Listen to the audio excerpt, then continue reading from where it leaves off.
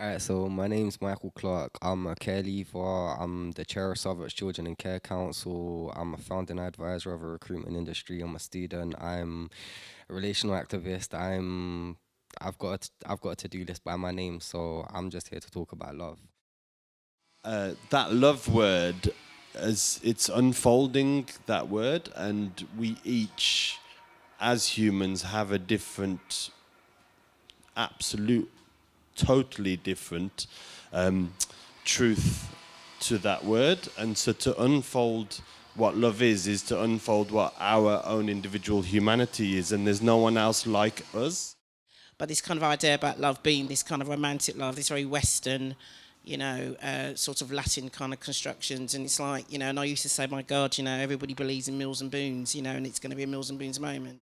The word love has challenged me in this context. I would use lots of other words, but I would not have used love. And so it's been quite interesting hearing and thinking about it. I'm not saying that I'm right, but it's a process I'm coming to. And I think partly because I've seen love as very much within the family. Care, kindness, humanity, relationship. So I think I think it's just semantic, really. I think they mean similar things. But it was just wanted to make the point about that it is a word that I've struggled with using in this context. One of the gifts that I've received in life is a friendship with a woman named Jean Stallings. She's in the United States, and she's African American and was part of the civil rights movement when she was young.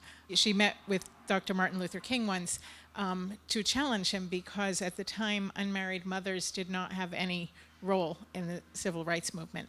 The reason I'm thinking of her this morning is because she's had all kinds of trauma in her life and has found ways to rise above that. And we were hearing the word judgment, what it means to not judge someone, and how she's found the strength and generosity and love to not judge people who've really damaged her. It's an inspiration for me, and that word restoration, I think, knowing her is something that I feel is soul restoring, and in a way I see an example of how she's been able to restore herself through, when they go low, we go high, just rising above. Makes me think of a film I saw recently called Official Secret, where Catherine Gunn was working in GCHQ and came across the fact that the American CIA basically was aiming to spy on the countries going to the Security Council to blackmail members there. And she thought that was so wrong. But she acted on that despite the fact that she intensely loved her husband, who was a Turkish refugee seeking asylum status. And she knew that, as far as one can tell, that in taking a stand about this ethical issue to try and defeat the way in which the spying was going on, she put her marriage and her husband and her love at serious risk, and she did that. That there's things going on in there about how do I handle this, that I have this intense love, I think was the way it was portrayed, for this man, for this marriage and so on, but I am going to do something which is somehow not more important than it, but has to find a way to live with that.